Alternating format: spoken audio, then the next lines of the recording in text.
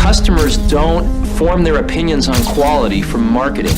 Steve Jobs already understood how customers truly interact with products. They form their opinions on quality from their own experience with the products or the services. He already knew that packing a product with tons of features added to it wouldn't make it stand out in the market or derive huge amount of sales. And so one can spend enormous amounts of money on quality. One can win every quality award there is, and yet if your products don't live up to it, customers will not keep that opinion for long in their minds. But what if I told you there is a smartphone company that doesn't offer you the best cameras, that doesn't pack the most powerful processor in its segment, and it also doesn't draw you into the AI wizardry like Apple and Samsung does? Yet, it's still a favorite among the top tech YouTubers out there. Phones that costs way less than all the other flagships here, but as you use it, at least as I used it, it consistently feels as smooth as and as well thought out as any other flagship, especially with the smoothness of the software. So a big shout out to them for that. Absolutely get a budget phone with a better camera than this, or one with a faster chip than this, but these guys have curated a package that is overall pretty spot on for the majority of people. And when you also see it for the first time, you might feel you want one in your pocket. I'm talking about Nothing. Oh, my bad, not Nothing, but the Nothing Phone Company. And believe me, this company is on its journey to become the next Apple or even something more revolutionary. This is the story of a company, how it started off by selling single pair of earbuds, is now the billion-dollar smartphone industry. This is the story of Nothing.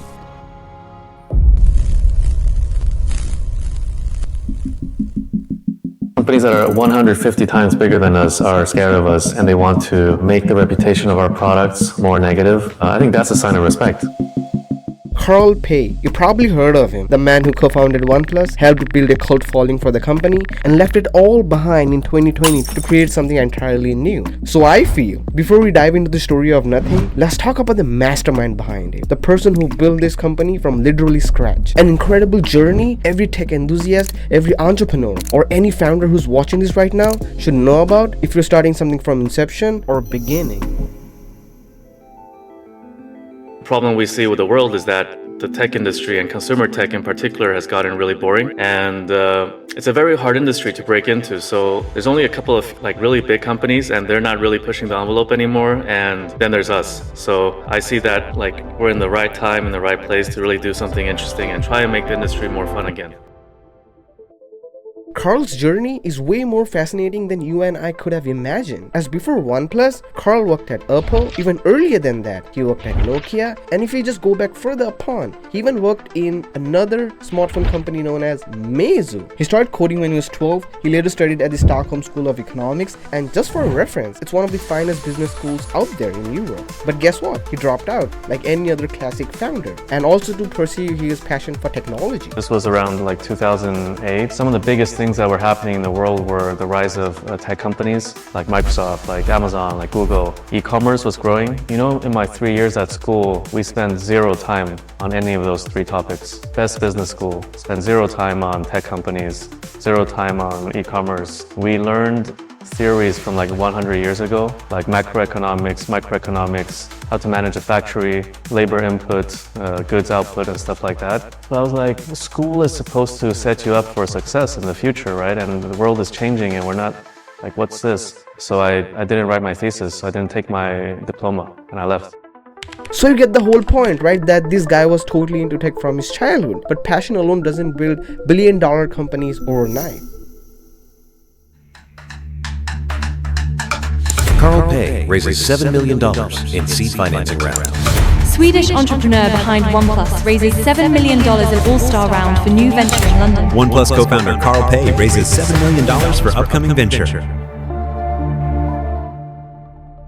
After resigning from OnePlus, Carl raised $7 million in seed funding from the renowned and the biggest names from the industry like Tony Fadell, the creator of iPod, Kevin Lin, Twitch co-founder, Steve Huffman, the Reddit CEO, and also the famous YouTuber Casey Neistat. And probably that could be the reason why Carl's personal branding game is on a whole new level. Got to know you when you were still at OnePlus. I was most excited about how you engaged with the community at OnePlus. And then when you called me and told me that you're starting your own thing, I was most excited about your perspective on technology. If we rewind the time back to when we were fundraising for the first time, I was really anxious. Like, you were one of the first people to take a chance on us. The company also instantly did a phenomenal job by acquiring Essentials, which is a smartphone company founded by Andy Rubin, the creator of Android, probably for phone patents, and they also partnered with Teenage Engineering, which was a bullseye for the company as these two companies' design essence blended quite well. But let's be real, you can't compete with the biggest tech giants out there with just $7 million in your pocket. So they had to start small. You probably heard of baby steps, right?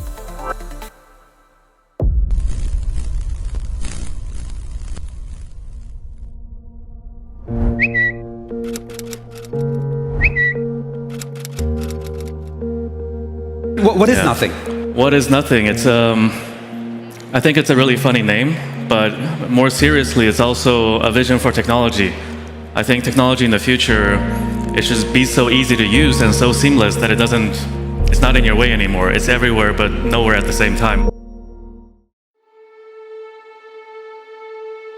Now, it was showtime for the company, the very first product launch of Nothing. This moment not only introduced the world to a new innovative tech player, but also highlighted Carl Pei's sharp marketing acumen, as Carl already knew his strong presence on social media, so he used it to his advantage. His first tweet read, "You can't connect the dots looking forward," and by the way, this is a direct quote said by Steve Jobs. The tweet was also attached to a link that led to M3's website, but the second tweet was a banger. It read, "We might announce nothing in the end, let's see," with a laughing emoji, which made people quite pissed off initially, as they didn't knew that the company's name itself was Nothing. But their first brand video made it quite clear that the company was inclined towards premium design and also quoted a giant reset button for all things innovation.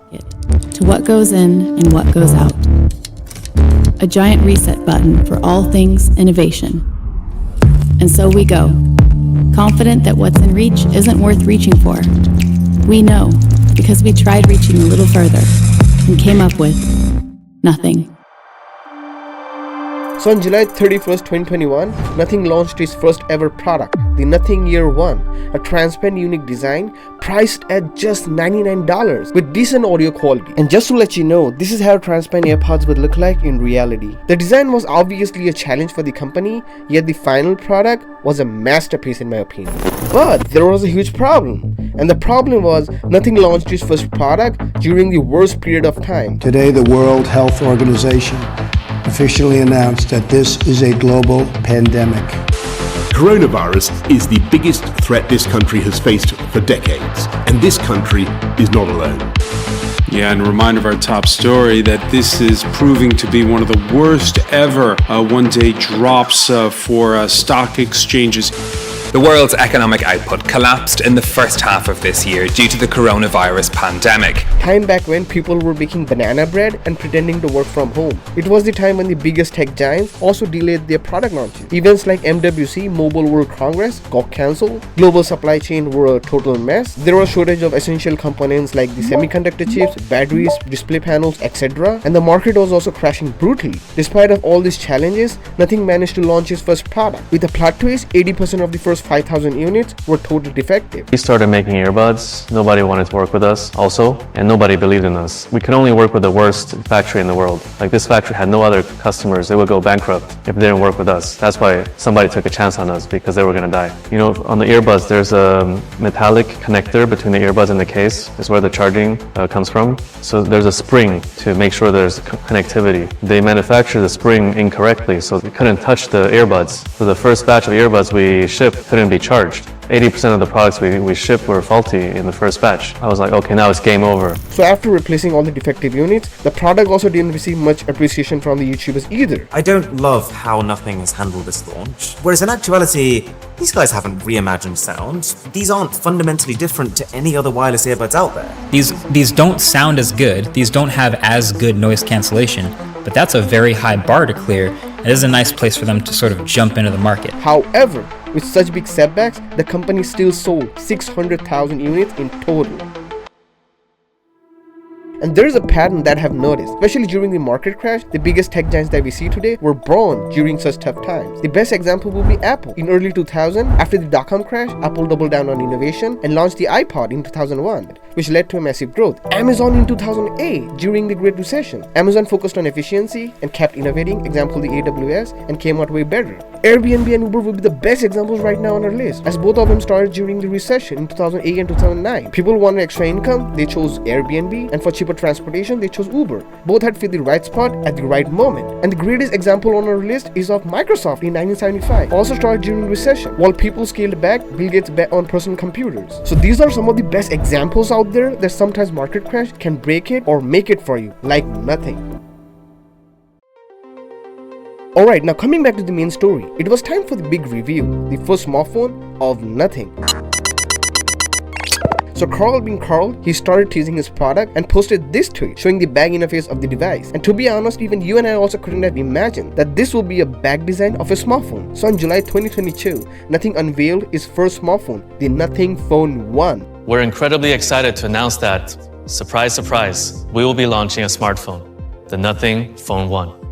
It's gonna be the beating heart of our product ecosystem. Remember that first iPhone launch? Overnight, we moved from physical buttons to capacitive multi-touch screens. That was a huge leap in innovation. But where's innovation now? Every year we get a bigger screen and the camera positions shift. But that's about it. We get iterations, not innovations. The vision has gone. Smartphones used to excite us. Now they're mundane. But I'm excited. I'm excited by what I've learned so far in the smartphone industry. And I've already shown once how a small team can challenge Apple. We hope that the Nothing Phone 1 is the wake-up call that the industry needs. The company really made the phone stand out with a transparent back which looks something out of the Star Wars movie, a nearly stock Android experience, a unique glyph lighting interface with 900 individual LEDs which showed charging status and also acted as incoming calls and message indicator, a phone which was functional from both front and back. However, the phone got criticized for its mid-range specifications and also less customization in the UI. Overall, the phone received a mixed reaction. Some called it a gimmick, others called it an aesthetic. And I don't want to tap onto the design segment as it's a subjective topic, yet the company achieved what it wanted to. It made people pay attention and also sold over 100k units within a month. Since then, Nothing has never looked back. From launching its successor, the Nothing Phone 2, a flagship model phone with better specs and more customization in the UI. They have also launched Nothing Phone 2A and 2A Plus, which are mid-range phones. And fast forward today, they have launched the Nothing Phone 3A and 3A Pro, which are also mid-range phones with new glyph interface, better camera, better UI, and with more polished tech. And talking about the flagship model, which is the Nothing Phone 3, is about to launch in late 2025. They have also launched some of the coolest earbuds out there, like the Nothing Ear Stick, a live open fit design. And if you just prefer a normal earbuds, you can go for the Nothing Ear 2, successor of Nothing Ear 1, with better audio quality. They have even started building their own ecosystem by launching CMF, which stands for Colored Material Finish, a sub-brand of Nothing with opposite design language, a non-transparent followed by saturated and bold colors, a budget-oriented product lineup like a smartwatch for just $70, colorful earbuds ranging from $50 to less than $100, a smartphone for just $250 where you can change and 3D print the back cover as per your need, CAD files provided by the company itself. You can also add accessories as per your requirement. They have recently also launched its successor, which is the CMF2 Pro. So you can understand now that Nothing is trying its level best to have its grip in the budget segment, to the mid segment, and also the flagship segment. But the biggest question would be why you and I should care about Nothing as a customer. Why the biggest tech YouTubers out there love to review their products, whether it's negative or positive. And what really makes this company totally stand out from others and center of discussion.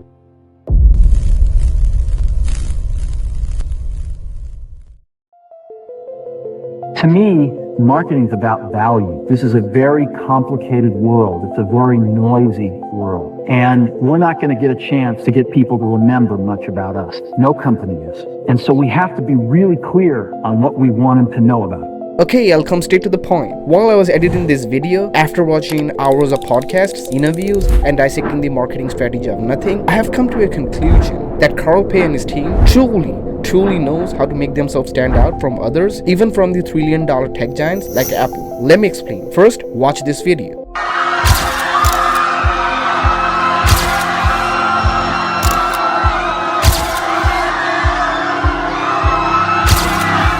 This is the CEO of Xiaomi, Lei Jun. You can call him the Steve Jobs of China. Now look at this classic clip of Steve Jobs.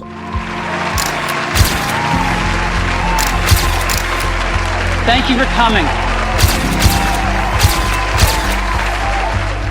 Arguably the greatest marketer of all time, right? And here's Tim Cook today, polished, precise, and corporate.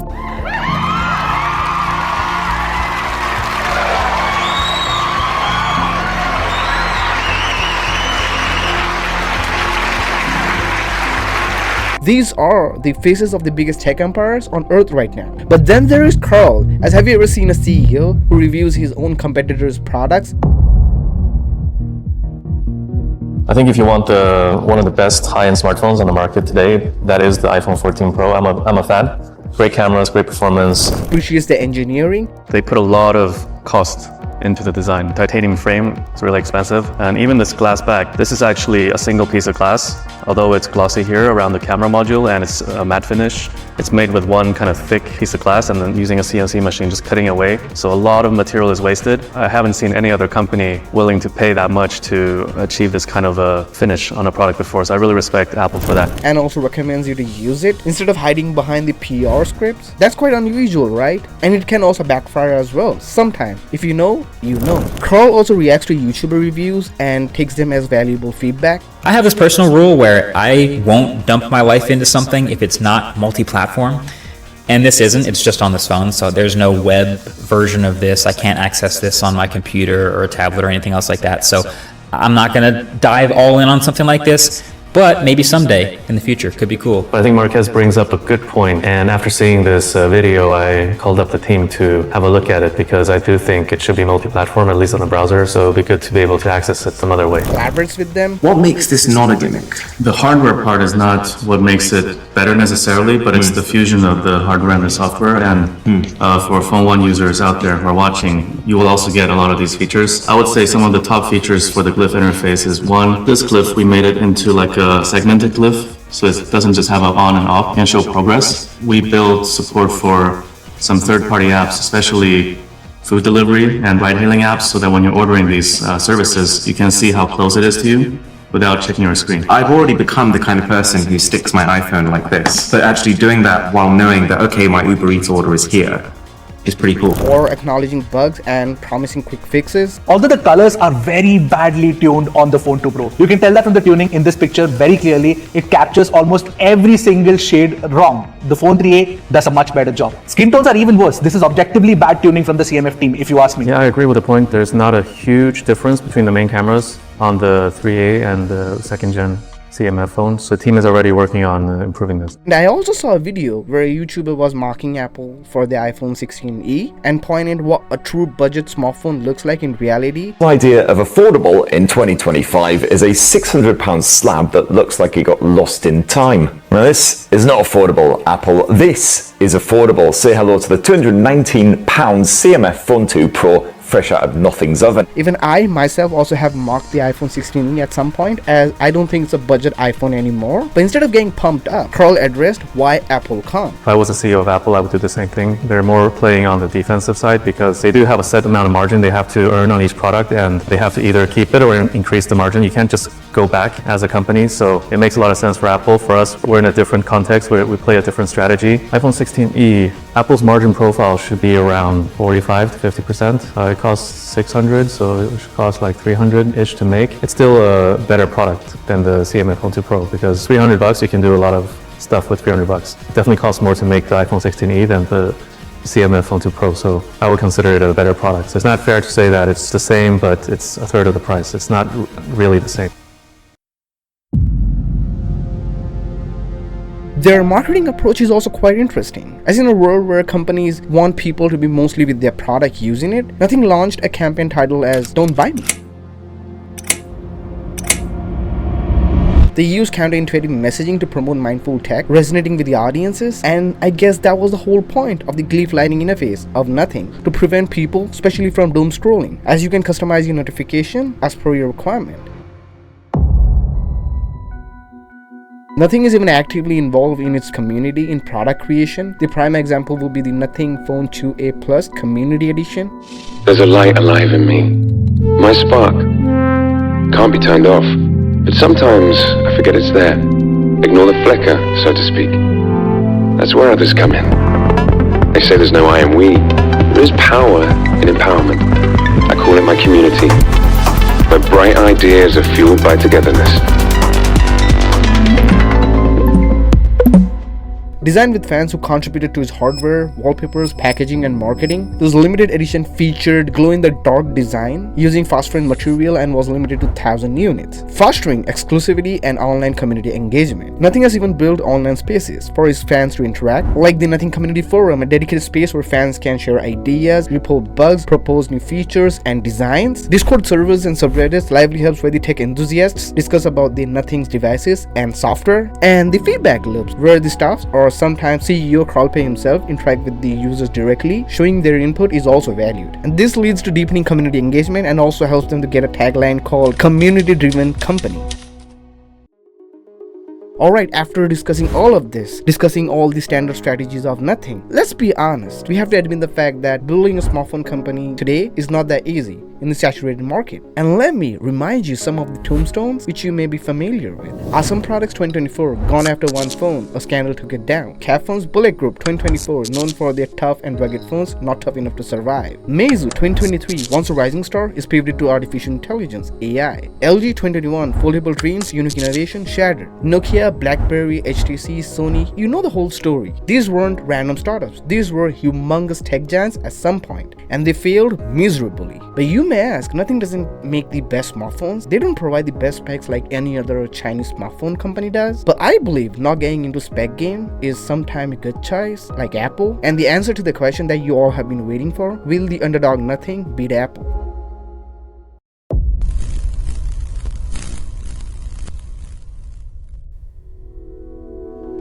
We must concede that Apple has come a long way from Apple I, a personal humble computer, to building an entire tech ecosystem that reaches from your pocket to the cloud. Even Carl Pei is a huge admirer of Apple, and he's a self-proclaimed Apple fanboy. For me personally, a lot of my career, like the reasons why I got into tech and got interested in tech products, but also working in tech, is because of Apple. I think the work they did in the 90s and the early millennium was really inspiring. And also the founder, Steve Jobs, like I can almost recite his Stanford commencement speech. Like it was a big role model for me. I think now, looking back, it's a little bit sad because in our era right now, and if people are growing up now, like who are they gonna really draw inspiration from? There's Apple of the past is not really the same as Apple in 2023. They're a much more established company. They still have great products, but I think they've almost become the de facto default choice for if you want a solid product. And there's this void.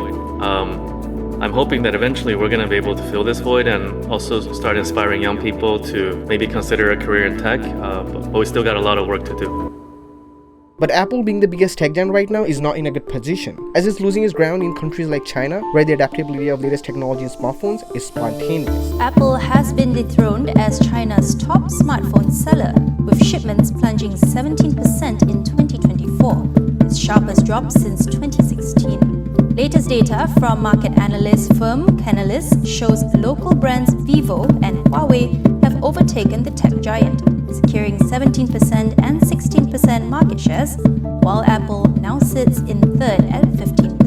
The reason behind, once the fastest chip-making company with its Bionic series, is now led by Qualcomm. In camera technology, once considered the best camera smartphone in the world, brands like Oppo and Vivo are now taking over that recognition, closing the gap especially in specific areas like zoom and ultra-wide. And when it comes to AI, Apple still lags behind and under-delivered. So now, Nothing can win easily, right? All they have to do is integrate the best chip from Qualcomm, use the top-tier camera sensors from Sony or Samsung, and continue refining their beautiful minimal software by only adding the missing piece, which is top-notch AI features. And by the way, their OS is already beloved by biggest tech YouTubers. And that brings me on to the software. So this thing is running Nothing OS 2, which is a skin based on Android 13. And in a lot of ways, this is how I would make the software if I was going to do it myself. It's clean, for starters. I mean, everything from the core system animations, the boot up screen, the wake from standby, the status bar pull down, the way it scrolls web pages, the way the home screen responds, to the fingerprint scanner, the way it looks, the way it reacts, and it's reliable too in my experience. Plus, this is a fast phone, and everything feels tuned towards speed, but in a way that's still graceful. If smartphones were chocolate bars, then using this doesn't feel like a Kit Kat or a Twix. This feels like a really indulgent, handmade chocolate fudge brownie. It's not flashy, it's not colorful, but it's rich. Whatever they're doing with their software is super impressive, and it really elevates the value of the thing. Like, this budget phone feels as quick and smooth most of the time as the spec monsters. So hey, shout out specifically to Nothing's software team. This is running Nothing OS 3.1 on top of Android 15. They do up to 6 years of software updates with these phones, and so many things, like these little animations, things like swiping down the notification bar, or expanding a folder from the home screen, or even swiping between recent apps. So many of these little animations have been optimized to feel super smooth every time.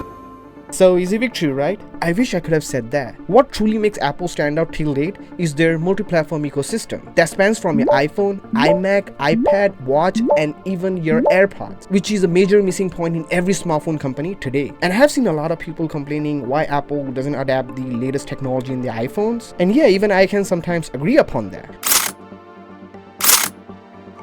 But getting to spec game for Apple is a curse, as they have to cater a huge audience internationally at one single time, especially when it comes to software update and even tech adaptation. The best example that I can give you right now, each and every company from Samsung, Apple, Vivo, and even recently Motorola launched their foldables, but Apple still holds back, as deep down at the end Apple knows it's all about blend of software, hardware, and user experience. And that's the reason behind why your iPhone feels so smooth, minimal heating, and rarely any lag. Apple truly understands that it's all about reliability. And Carl also knows this. He knows once you get into spec game, there is no going back, like Xiaomi's mid-range and budget phones. That's why Nothing like Apple is mostly focusing on user experience rather than getting into spec war. I mean, we're always about creating a great product. And for us, a lot of it is about balance. Like, how do you create a really great overall experience? Other companies might choose to focus on spiking the experience, like have a slightly less good phone, but spike it somewhere. Yeah. Like spike it on the camera or make the processor the standout feature. I mean, we're going to use these products for hours every single day. So for us, it's about creating this holistic experience. Like, it shouldn't have any immediate downsides, and everything should be pretty good. So that's kind of how we approached it.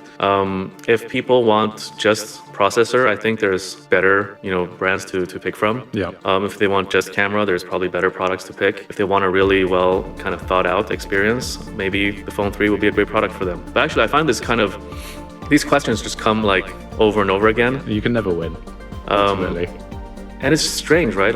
There's so many different categories of products out there. Like, if you think about cars, processors, it's kind of like an engine of a car.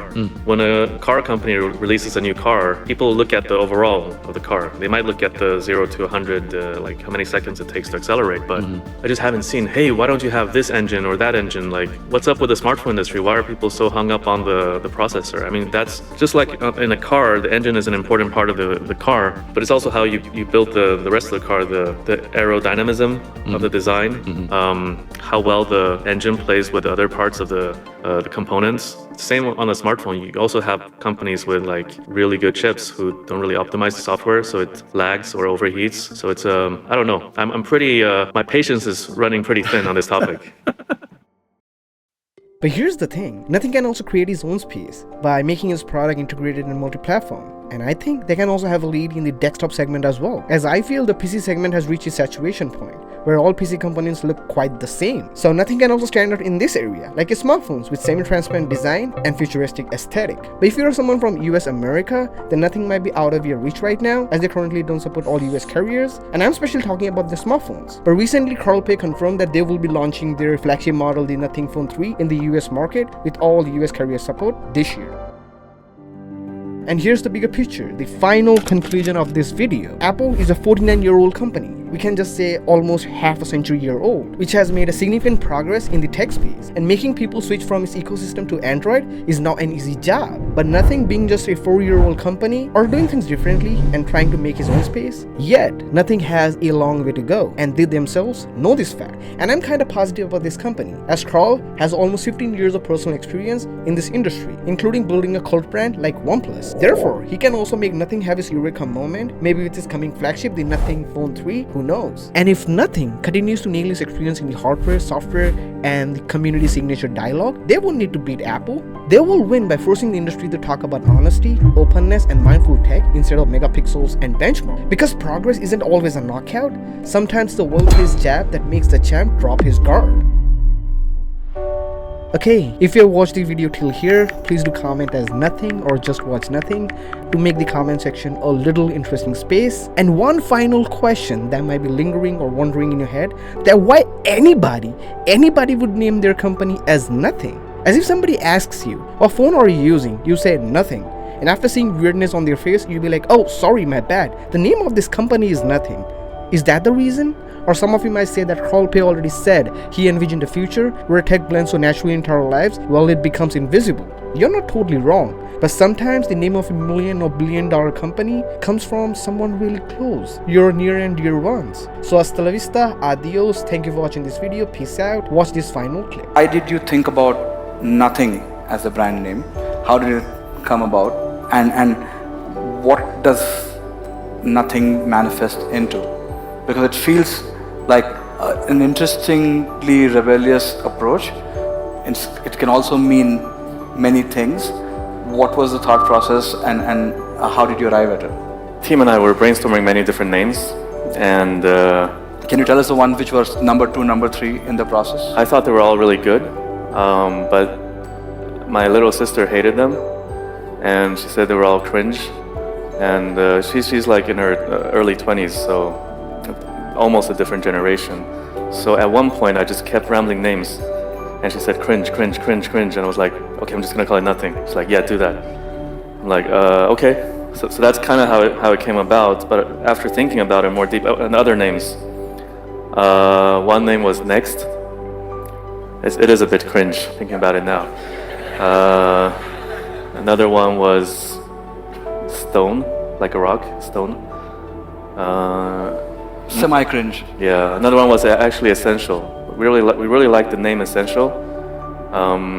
We like the word essential because it has a lot of meaning in the English language. But then it's got somebody else's legacy involved, so we were like, okay, let's just do our own thing. I think Nothing is also really cool. Like, hey, imagine telling your 15-year-old self, when you grow up, you're gonna start a company called Nothing. That person will be like, oh, hell yeah. And it's easy to remember. It's very punny. I saw this tweet. This kid was asking his dad, hey dad, on my birthday I want Nothing. Dad was like, yeah, that's so good. No, actually, I want the smartphone Nothing. Oh, damn. And at the same time, it does have a deeper meaning. If we're able to accomplish our purpose and vision when technology all around us is so seamless, it kind of fades away. You don't have to think about it all the time. So the feeling becomes a feeling like nothing.